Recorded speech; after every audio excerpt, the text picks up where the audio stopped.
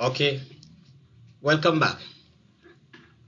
Before we actually discuss about some three objectives of this lesson, and so we will begin right forward with digital devices. So when we say digital devices, what exactly are they? Are these we have seen earlier this very picture before you. You've seen it in the first part of our lesson. So remember, we saw these devices initially and we said they are emerging technologies currently in use or currently used in our today's world. Digital devices such as the smartphones that we talked about, we have wearable devices like this or this or that. Then we also have digital cameras like this, like one here, and we also have game devices. Okay, so we are going to now, when we say digital devices, what exactly is digital devices? What are we talking about? Now, unlike old analog devices, right? Digital devices. A digital device is an electronic tool, right, that can receive, process, store, and transmit data using binary codes, which is a system of zeros and ones. Now, when we say receives, process, store, and transmit data, what do we mean? We simply say that with these devices, you are able, like this or that, you are able to send information into them. For example, with a digital camera, you are able to snap picture. By snapping a picture, you send in data into the device. We type our phone numbers to dial or store in our smartphones. By typing, we are sending in data into the device. This device actually process and store. It means it tries to translate and understand what you are sending inside and is able or capable to save or store such informations within itself and be able to transmit such data nicely. And most often, these things are done without you actually thinking about it or realizing it, except probably they pop up some errors for you. Else, they seamlessly works out. All right. So, I would like to say something here. Take for instance that you want to calculate 1 plus 1 by using a smartphone. You type 1. By typing 1, the data is sent into the device. So the device receives the information. Then the device, you add the plus 1. It processes, it calculates behind the scene. That means it's trying to process to help you understand. It gives you out the information and store the same information within itself, such that you can get your response, and if you want to transmit that data, it's possible for you. So that is what we do our everyday.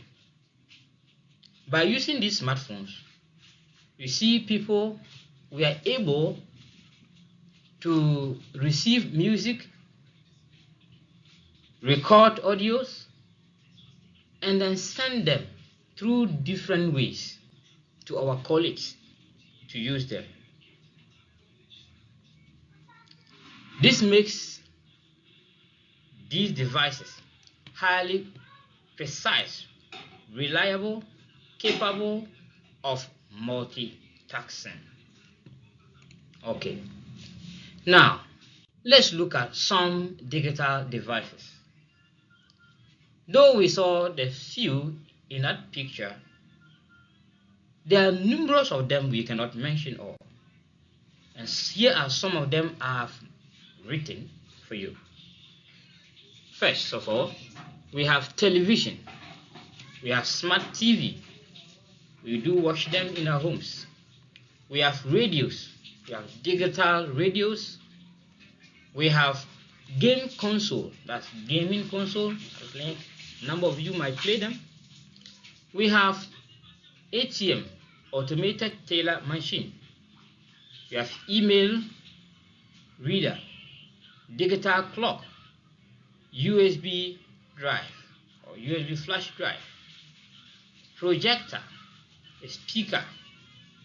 We also have this as a desktop computer, which you are much more familiar.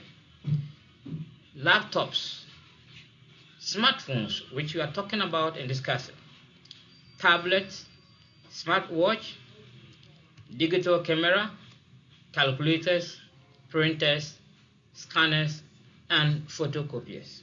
There are many out there, but these are some of the digital devices that we have today. Now, let's look at a smartphone. When we say a smartphone, what exactly do we mean? What are we saying? A smartphone is a cell phone that performs many functions of a computer. It performs many functions of a computer, right?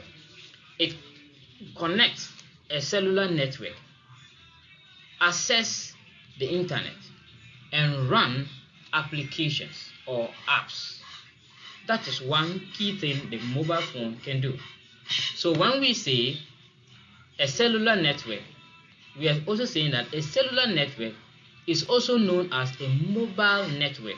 Okay, a mobile network is a communication network distributed over land areas called cells. Okay, it's distributed over land areas called cells. Each individual cell is served by at least one fixed location transceivers, typically known as the cell tower or a base station. I think this is what in our locals we hear, or we normally say MTN pole or Vodafone pole or whatever network providers that we use to tag the pole. That is how we can easily recognize these cell towers or base stations, right? So when joined together, when we join these together, these cells provide radio coverage over a vast geographical area, allowing mobile devices or mobile digital devices to, or kind of like smartphones, to be able to communicate even while moving across different locations. Okay, that is exactly what we are talking about as a cellular network. So when you are moving, for instance, let's say you are in Sola and then you are moving from Sola to Bole. They are two different towns, but because we have these cell towers, it may transfer you from one tower to another, which you might not even realize, and then you continue. The point where you don't have the cell tower around, where no network coverage is available, then you are slightly taken off network. So that is why you hear people say, I don't have network, my network is not good, I'll ABCD, right? Good. So the smartphones simply does that. Okay, now let's look at some uses of smartphone. What do you think we use smartphones for? Well, one, we use smartphones to make and receive voice calls. Okay, you can use smartphone to make and receive voice calls in our various homes, everyday life. We see people make call, they chat and talk with their loved ones, business calls, religious calls, whatever calls that you might think of it. They make those calls, including you. Okay. Two, we use these smartphones to send and receive text messages. For example, you're able to text using your mobile phone whatever information that you want to send somebody. You can text them. We also use these smartphones to send and receive emails. You can send an email. We also use them to do video chatting. We make a video call and video whatever chatting. We use them in doing what? Taking photographs and videos, which I know you like. When you go to the social media, which we'll be discussing, you will realize that people snap pictures, take videos, and post them there or stream in these platforms for other people to see what they have to share. We also have browsing the internet. The smartphone helps you to browse the internet. It helps you to go inside and see what other people have for you. We also have playing games. We use the phone to play games, mobile banking and payment, GPS navigation and map services, and taking of notes. We can use these things to do that, all of them. All right.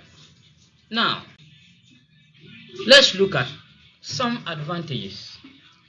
Having discussed all this, what do you think are some of the importance, the advantages of these smartphones? Well, if we check, we use smartphones to easily communicate by chatting with people, sending messages. We are able to do what? To communicate with people as well. We also have instant sharing of information. Like I said, you can take a video. Something is happening. You take a video and share with your family members for them to have a view, a look at it. Your friends can also have a look at it. We watch some from social media that they also send to us. And this, through sharing, help us to get this information. And that's a very good thing about the smartphone. Also, we use this smartphone to access news and educational content. For example, like this that you are having. It is educational purpose that I do this to help you understand how to use and what smartphones are, what the emerging technologies are, and what they are meant to do or help you to do. The importance. So once you're able to access the news and educational content like this, it helps you to grow, to develop, and to be abreast with every new event and knowing how to handle it. Lastly, it helps maintaining a long distance relationship. So one advantage of this smartphone is that it helps us to maintain long distance relationship. Your friends, loved ones may be in different country. yet you are able to connect with them through these devices. So, we will look at the wearable devices next time as we proceed.